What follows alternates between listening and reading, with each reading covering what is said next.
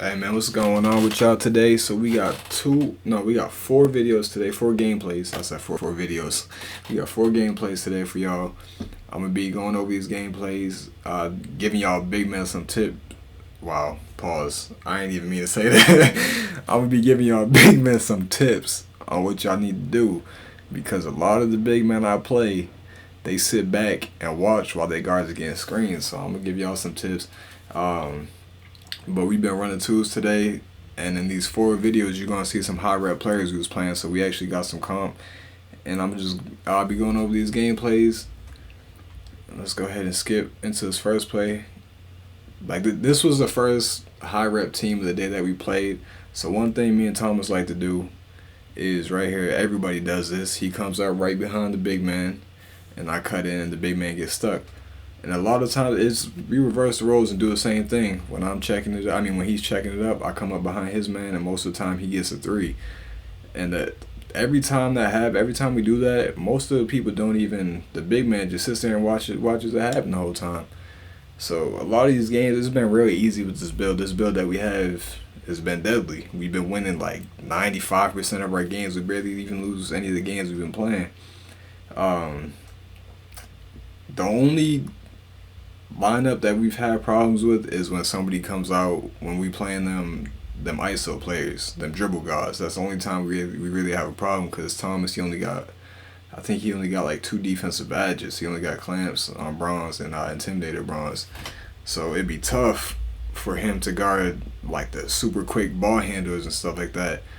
But what I just tell him is, when we playing, the way I go about it is, when we're playing someone who's like a real good dribbler and they can get open, I want to pause that real quick.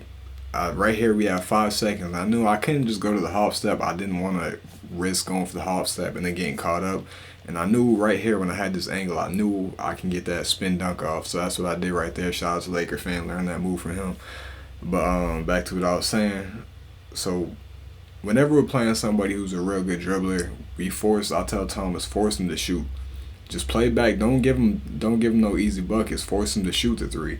Because 9 times out of 10, the people you play, they might be good, but they ain't gonna hit every three. So that's how we go about it. We force them to hit every shot.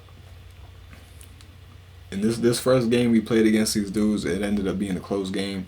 But the second game, and these dudes was on the other court right behind us. They was on like a 12-game win streak. But so we was playing in the first game, it was pretty close. Second game, I think we ended up beating them easy. One thing I started doing though is, because this first game, so I ended up making an adjustment. So you see how the big man keeps setting screens, and Thomas was getting stuck on the screens, and it was tough for him to play defense. So one thing, it's always hard for me to go, I don't like switching onto the guards, not because I can't guard him, but I don't want to leave Thomas guarding the big man, because most of the time the big man's going to grab the rebound. So I made an adjustment. What I told him I'm going to do is, I'm going to show and make the guard hesitate to take that shot. You see right there, I was able to get back. Like right here, prime example of what I was talking about is, I act like I'm going to go and contest a shot, and I immediately, when the guard sees me playing up so high, he's going to think I'm staying there. He's going to think it's a switch. So he's going to either pass it down to the big man. So that's when we switch right back. So I was able to get back and contest that. But as I said right there, that's what we like to do, is I'll act like I'm switching, and either the guard's going to take a stupid shot because he's going to think he's open off the screen, or he's going to pass it into the paint, and I'm going to get back because I'm fast enough to get back. That's why I like playing with this build so much, because I have enough speed to be able to get back to the big man down in the paint. It's a gamble to take. It doesn't always work, but sometimes it ends up working. I think we did that a couple times this game too. So you see the score is 8-8 right now.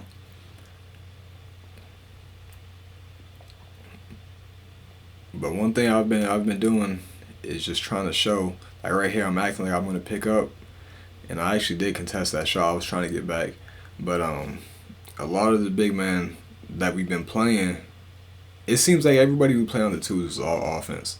Like the high rep players that we played, they're all offense. None of them really been good on defense. It's mainly the big man. The big man doesn't switch or even help out on screens. I see a lot of big men just sitting in the paint, and you don't want to do that. And that's another thing that sucks about being like an actual big man, is they don't have enough lateral quickness or speed to be able to help out the way I can and get back. But for the slower big men, they really should be hedging. That's one thing you can do, even if you're a slow big man, is you can hedge and show and still be able to stick with your man. But I see a lot of people not doing that. Like right here, for example, I kicked it out and look at that. The big man is just sitting in the paint. I play so many people who do this, they just sit there and watch.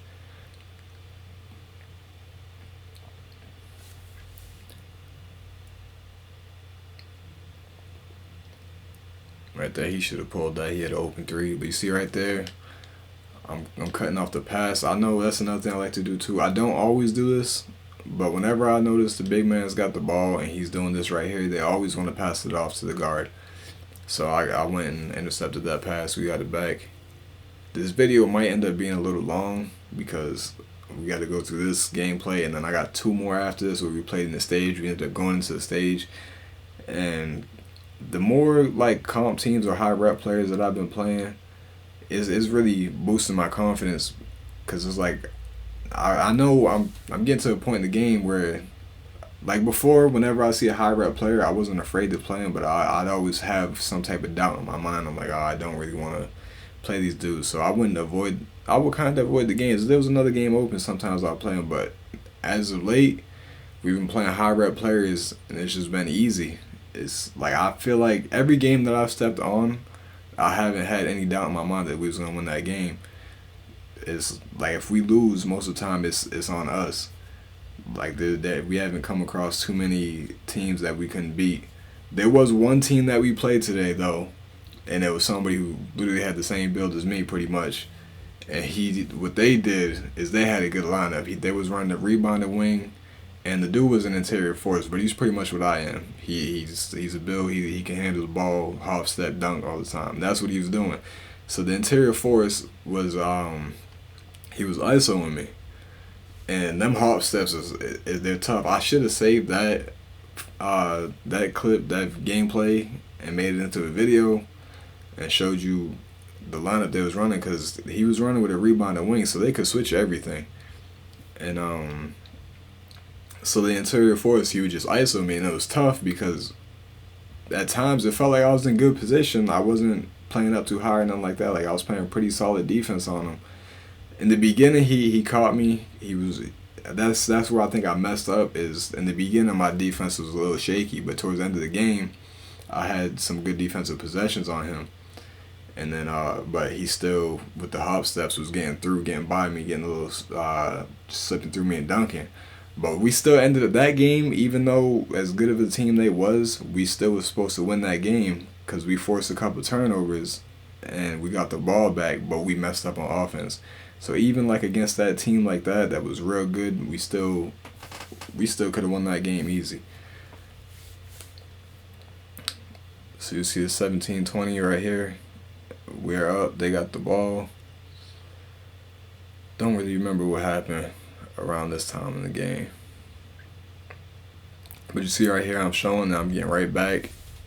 And right there, see, that's another example of me showing, and then, so he's thinking his man's stuck on the screen. Then he sees me coming up, and now I'm dropping back. But I'm dropping back because now Thomas has time to recover. So he goes and pulls that shot. And it's not really all that contested, but at the same time, it's not the best shot. And I'm back in position for the rebound. So even if he was to go ahead and pass into the paint, I'm there.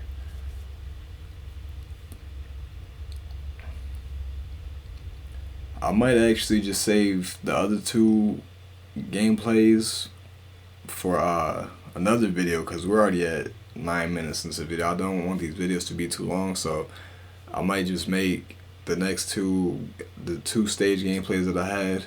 I'll probably just upload a separate video for those, because this gameplay is already getting too long. I mean, this video is already getting too long. Right there, you see he sold that.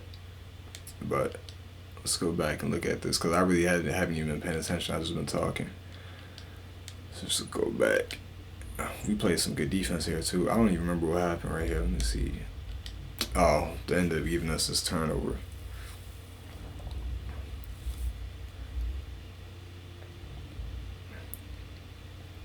So right there, see, I'm showing again, and I'm getting back, and giving Thomas enough time to get there and play defense. Whenever I'm playing help defense, I'm always making sure I'm not too far from my man. I'm able to get back. Right there, you see we forced the shot clock violation. And then right here, so this is another thing too. Everybody does this, but that handoff pass, even though he didn't get stuck right here, every time I do that little fake pass, sometimes it seems to get the Thomas's man stuck. So then Thomas is wide open for a three.